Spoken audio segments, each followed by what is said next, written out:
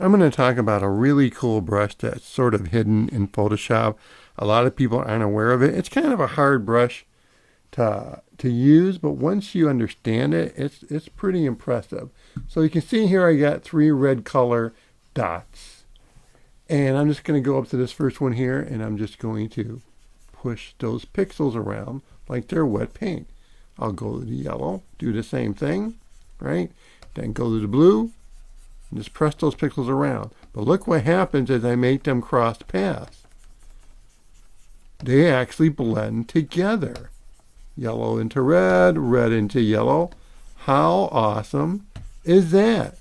If I turn that on, I can have some paint, and like imagine paint in a cup. And I can paint on top of this. I'm going to change my setting here to wet. And now I am painting with the green color, but it's interacting with the pixels on my digital canvas. There's my green color, and there they are all blending together. If I turn off this switch here, my brush will actually get dirty with the pixel paint. So I'm going to blend around, blend around, blend around. And I go over here, you can now see that my brush is picking up on that paint. It'll slowly go away, just like in reality if I kept dipping my brush into a cup of green paint. But that's pretty realistic painting going on.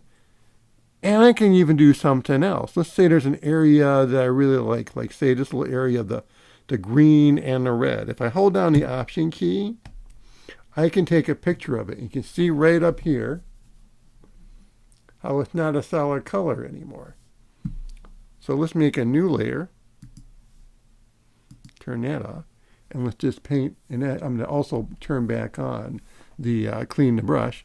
And now I got a brush with a whole bunch of other colors all mixed together. And every time I press down on the screen again, it starts all over again because I got the clean brush. If I turn that off, it'll start changing a bit as I continue to paint.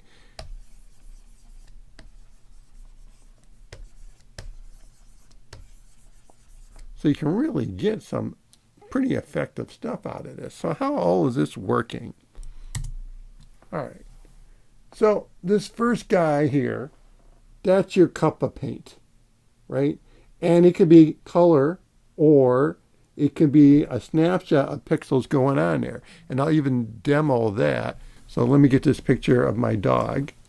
And I'm going to take a picture of his head. Move that off. And let's go into our brush tip shape and let's just stretch out the spacing so you can see even better. And there we go. The brush is filled with the picture of my dog. So let's increase the spacing.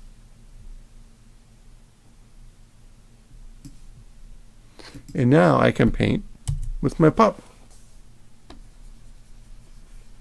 And you would never know that was a dog. But I got a great brush here. So as you can see, it is taking a picture. But there's all sorts of other things you can do. You can use it as a stamper, and repeat something that you may want repeated, like stars, or some rocks or some flowers, and just paint them all over the place on the screen. All right. So we're going to make this a solid color. Let it be clean. Let's see. So these are built-in settings. So again, if you just want to use it to push pixels around, this last one is a great setting for that. But I find this wet here is like a good universal setting for painting and mixing stuff. So how does this all work? Well, we got wet, all right? So wet is the canvas paint. So we got the red, the yellow, blue, that's our canvas paint. And that's just how wet that paint still is and how pliable it is. If I was to go way over here and it'd be very dry, may not move at all, see?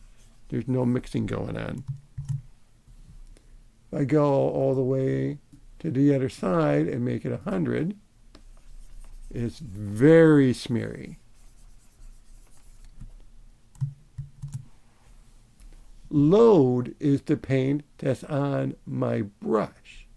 If I want the brush to continue to always have fresh paint on it, I'd put it at 100. If I want my brush to sort of dry out, I would go to the left side. Now, I will say that load reacts differently to different brushes. Some not too well. The other thing that affects it is the spacing that's set for the brush and the size of the brush. But I can still show you, so I'm going to make this brush smaller. And as I paint around, you see that it eventually dried out. So that's load. So again, just remember, the first one is the pixels on your canvas. The second one is the pixels that's on your brush. And then finally, mix is the combination of the two.